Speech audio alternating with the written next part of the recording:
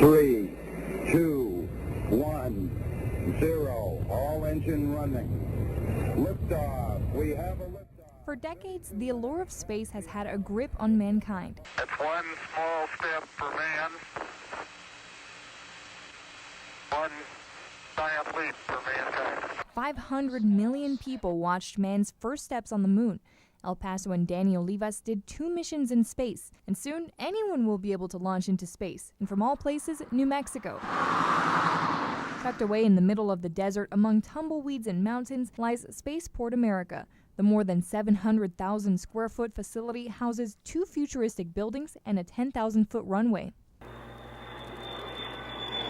The Spaceport's anchor tenant, Virgin Galactic, has just started paying rent and moving into its new building, the Virgin Galactic Gateway to Space.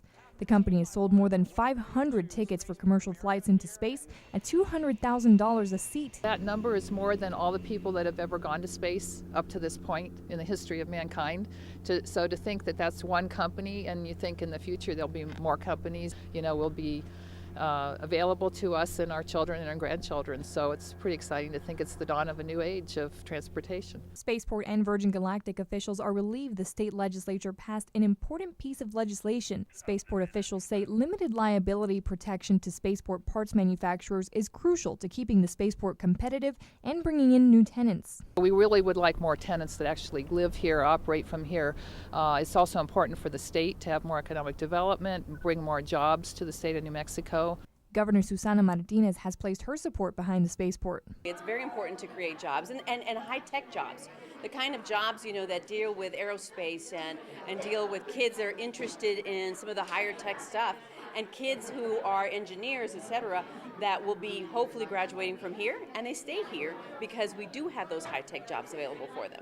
Spaceport Authority Executive Director Christine Anderson tells me she's looking forward to the next big project for the spaceport, the visitors experience. We really want people to be able to come out here and enjoy the spaceport, whether they're actually going to fly or whether they're space terrestrial visitors, as they call them.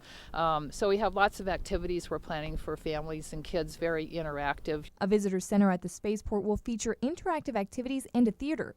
The building is being designed by Team Ideas. I think the difference between an airport and a spaceport, at least Spaceport America, is I don't think I'm going to have fun when I go to an airport. And, I want people to have fun when they come to Spaceport America. Anderson says the visitor center should be completed within the next year and a half. I think if we went back long enough in airplane industry, people probably said, oh, gee, should I take the airplane? I mean, if you go 50 years from now, 100 years, it's just going to be, we're just going to take a space plane and we're going to go, and there'll probably be space hotels. Commercial passengers could fly into space as early as next year, but Anderson says it all depends on when Virgin Galactic deems it safe. Pretty soon, anyone can be an astronaut and a part of history for the right price. Vanessa de la Viña, ABC 7.